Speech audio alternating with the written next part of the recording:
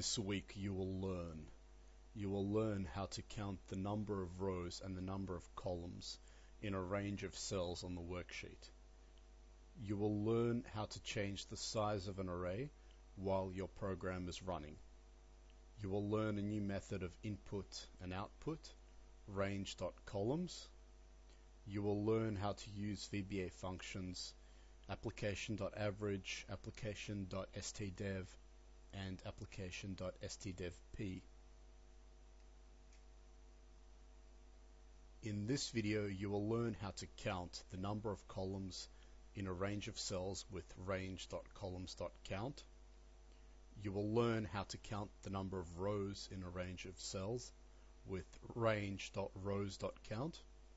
You will learn how to declare and use arrays whose dimensions are variable using redim. We are on the first worksheet of the Week 3 workbook. Your first task is to count the number of rows and the number of columns in this range of cells here. This is from B5 to G14. And we will output our answer into these blue cells.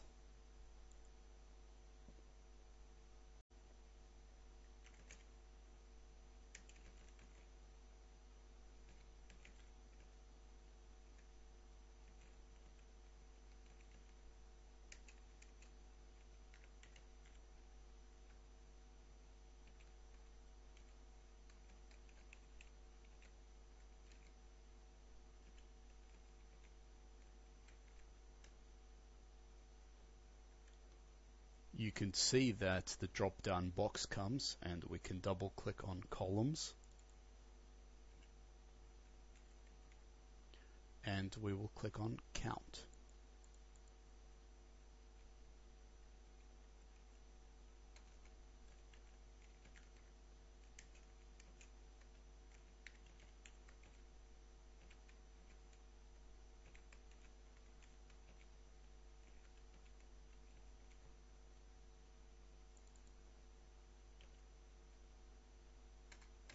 You can see that I've made a mistake.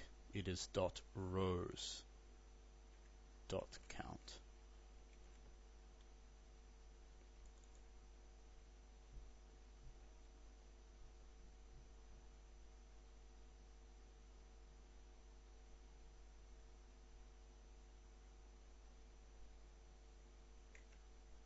We will be outputting our number of rows into the cell C23, and we will be outputting the number of columns into the cell C24.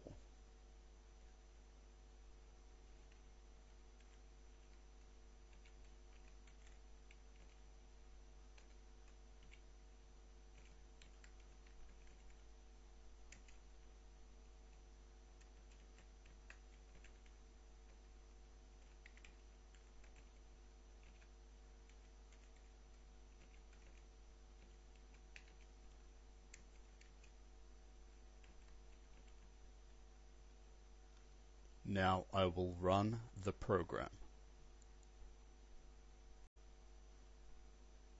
Now let's double check this.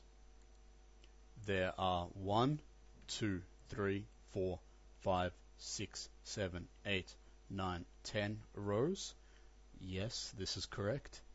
And there are 1, 2, 3, 4, 5, 6 columns. Yes, this is also correct. Let's take a look at the code.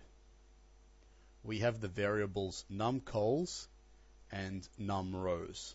So number of columns and number of rows. And we use range, and inside this range we have a range of cells. So from cell B5 to cell G14, and take the columns in that range and count them. Just like numRows equals the range from B5 to G14, take the rows and count them. Obviously, this returns a number and this returns a number, and we store these numbers into the variables numcols and numrows correspondingly. The last two lines simply output the value of the variables.